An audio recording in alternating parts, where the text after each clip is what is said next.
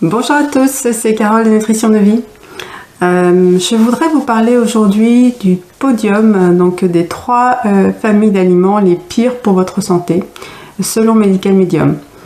Donc il y en a pas mal, hein, des aliments qui ne sont pas bénéfiques, hélas, pour la santé, mais donc il existe un podium, vraiment les trois familles les pires, et donc c'est de ça dont je vais vous parler aujourd'hui. Après on va nuancer, hein, je vais vous expliquer un peu plus les choses. Je vais déjà juste vous les présenter très rapidement. On pourrait faire une vidéo par famille, ça viendra peut-être d'ailleurs, mais bon, pour l'instant on va rester quand même, on va rester assez concis pour ne pas faire une vidéo trop longue et juste vous parler de ces 3 familles d'aliments. Alors les pires des aliments sont les œufs. Alors les œufs, il y aura vraiment à dire pas mal de choses dessus, mais pour faire court, vraiment c'est le pire des aliments, c'est celui qui va en fait nourrir tous les pathogènes que vous avez en vous. Alors pathogènes, parce qu'on me demande souvent en consultation qu'est-ce que c'est. Les pathogènes, ce sont tout simplement tous les virus, toutes les bactéries, les champignons, enfin voilà, tous ces petits êtres qui sont en vous, qui grouillent en vous et que nous avons tous, hein, nous en avons tous, des virus, des bactéries, tout ça, qui eux donc raffolent des œufs. Voilà, ils en raffolent, ils se multiplient grâce à eux. Et donc il dit, en fait, ils s'en nourrissent, hein, c'est vraiment ça, c'est vraiment leur nourriture préférée. Imaginez-vous si vous adorez le chocolat, dès que vous voyez un morceau de chocolat, c'est c'est génial, waouh, du chocolat. Et bien là c'est pareil. Les pathogènes, lorsqu'ils voient des œufs, c'est youpi, c'est bon, je vais me nourrir et je vais pouvoir grossir et en prendre de plus en plus, enfin me multiplier. Donc voilà, les œufs. Alors. Et d'ailleurs les œufs, hein, ce ne sont pas que les œufs, on va dire, très industriels qui sont mauvais, c'est vraiment tous les œufs, y compris les œufs bio, les œufs que vous avez des poules de chez vous. Ça ne change rien, c'est on va dire la structure même de l'œuf qui fait que ça les nourrit en fait. Donc bon, je développerai sans doute plus un jour une vidéo sur les œufs. Donc voilà, donc vraiment les œufs, c'est hélas l'ennemi numéro 1 pour votre santé en tout cas. Ensuite, on va dire que celui qui est sur la 2e marche, ce sont tous les laitages animaliers. Alors je parle pas bien sûr des laits d'amande, des laits de noisettes, toutes ces choses-là. Donc voilà, là c'est vraiment tout ce qui est le lait de vache. Dans une un peu moindre mesure le lait de chèvre, mais bon voilà, tous les laits animaliers ne sont pas bons. Donc c'est aussi le fromage, pas les faux mages qui sont en fait des fromages végétaux, hein, mais les vrais fromages au lait de vache, au lait de chèvre, au lait de brebis. Donc tous ces fromages, le beurre, la crème fraîche, enfin, voilà, vous voyez tous ces produits laitiers. En tout cas, tous ces produits qui sont issus du lait de ces laits. C'est pareil, en fait, tous les produits comme ça laitiers sont bourrés d'hormones ce sont des hormones qui sont prévues. Par exemple, le lait de vache, c'est à la base. Pourquoi est-ce que la vache produit du lait? Tout simplement pour nourrir son petit veau. Donc on va dire que c'est tout simple, mais c'est une femme qui vient d'accoucher à une montée de lait, elle a du lait pour son bébé qui vient de naître, et c'est tout. Eh bien, tous les mammifères sont pareils, les vaches, si elles ont une montée de lait, c'est pour nourrir leur petit veau. Et qu'est-ce qu'il y a dans ce lait de vache? Il y a énormément d'hormones dedans, énormément. Parce que tout simplement il faut que le veau a besoin de ces hormones pour grossir, pour devenir un bon bœuf ou une belle vache. Donc voilà, donc ça veut donc dire qu'on est en train de donner du lait contenant ces hormones incroyables à des humains, et ça n'a pas du tout, ça n'a pas lieu d'être. Et justement, il faut aussi comprendre en plus que ces hormones, pareil, elles vont venir nourrir vos pathogènes en vous. Ce qui est pareil, c'est dramatique parce que elles adorent ça et elles vont également se multiplier, enfin, vos pathogènes vont également se multiplier en mangeant ces hormones. Donc voilà, rebelote, les hormones, enfin les pathogènes vont encore se multiplier et résister encore plus à tout ça. Donc deuxième élément, donc les laitages qui sont vraiment mauvais pour vous. Ensuite, on va dire donc le troisième, c'est le gluten. Alors, le gluten, qu'est-ce que c'est? C'est une protéine qui en fait est très collante à l'intérieur de vous.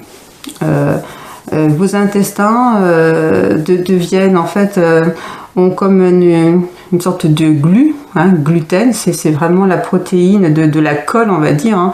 C'est la colle qui vient se positionner tout à l'intérieur de vos intestins.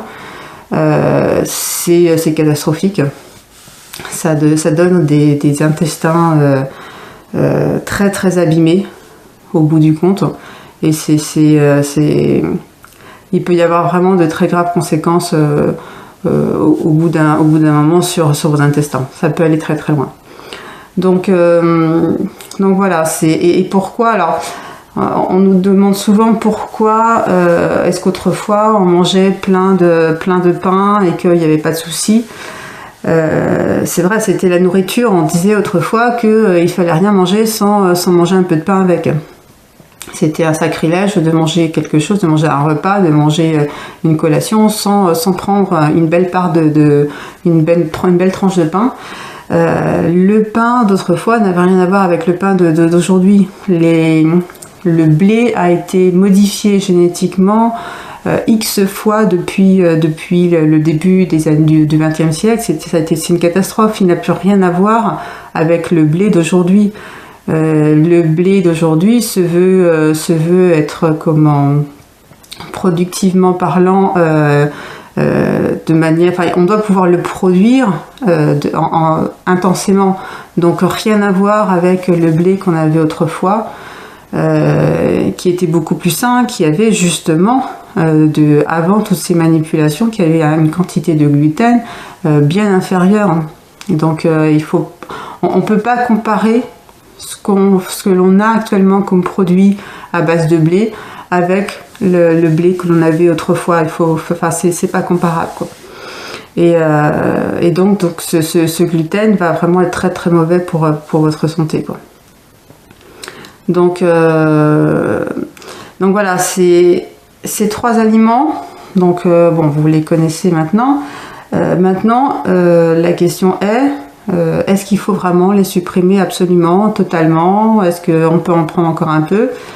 Alors, on va nuancer les choses. Moi, il y a des personnes qui viennent me voir, qui me disent moi, je suis pas prête, de toute façon, à supprimer tout ça. J'en ai vraiment encore envie. Bon. Alors, la réponse est...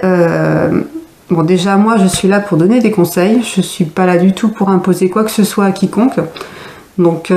n'importe qui peut venir me voir et me demander des conseils, il n'y a pas de souci et je le recevrai franchement avec joie.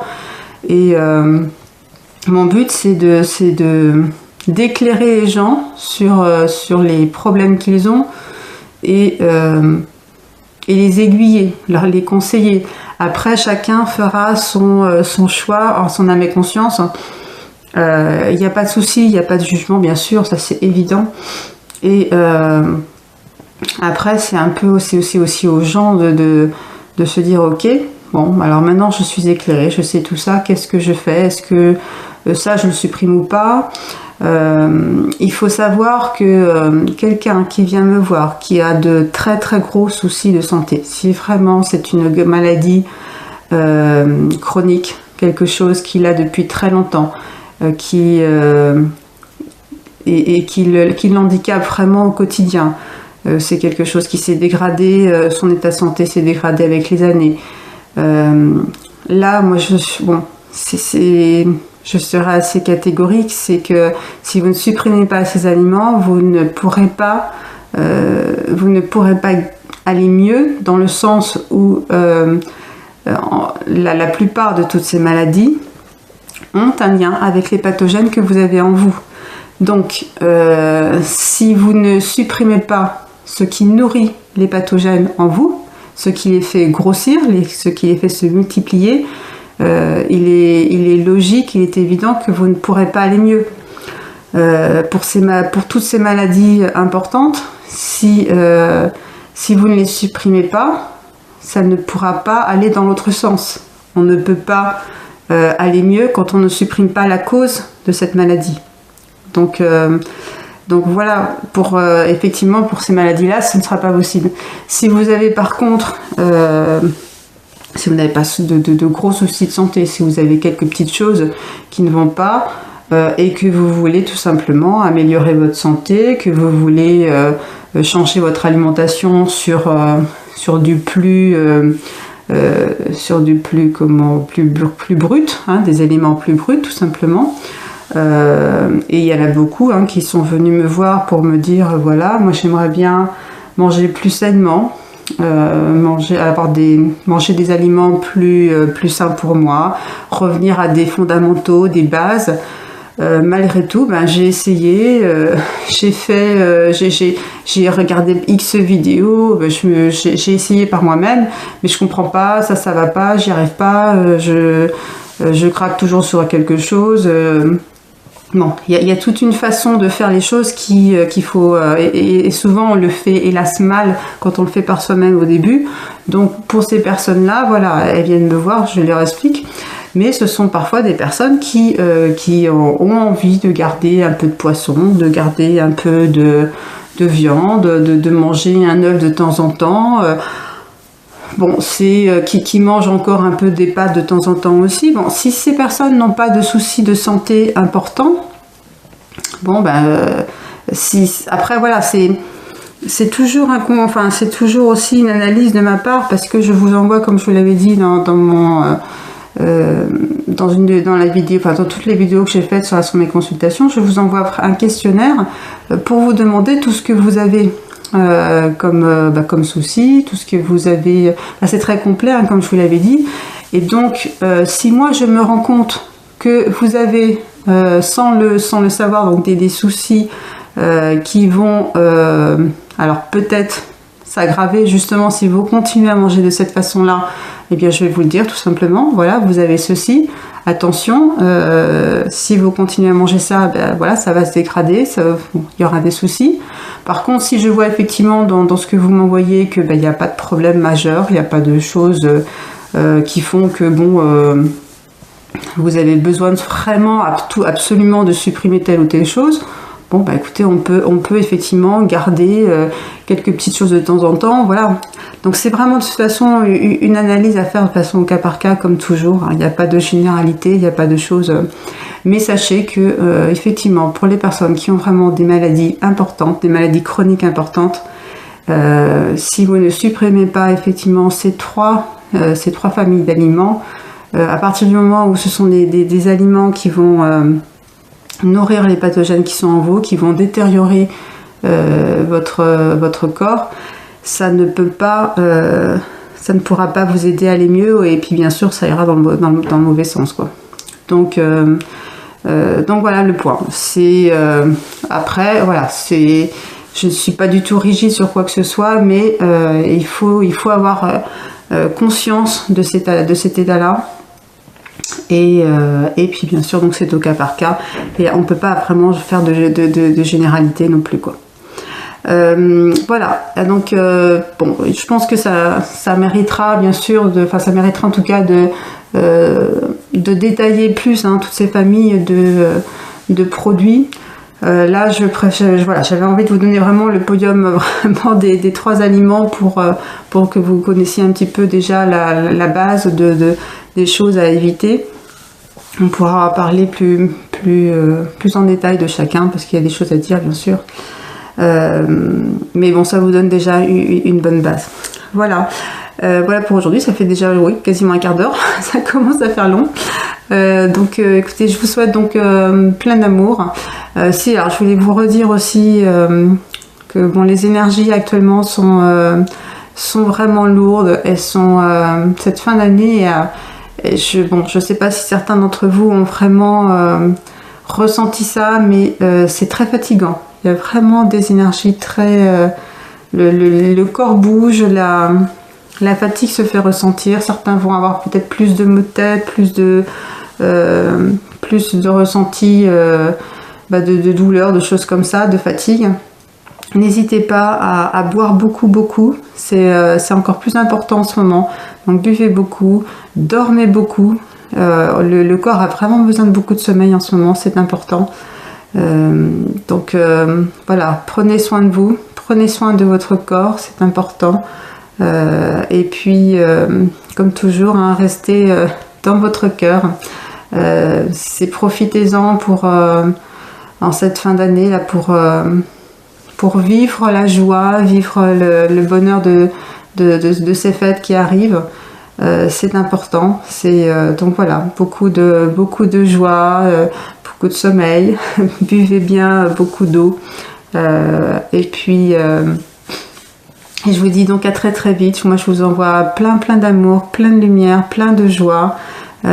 Soyez bien dans votre cœur et je vous dis donc à très bientôt. Voilà, un gros bisou à tous.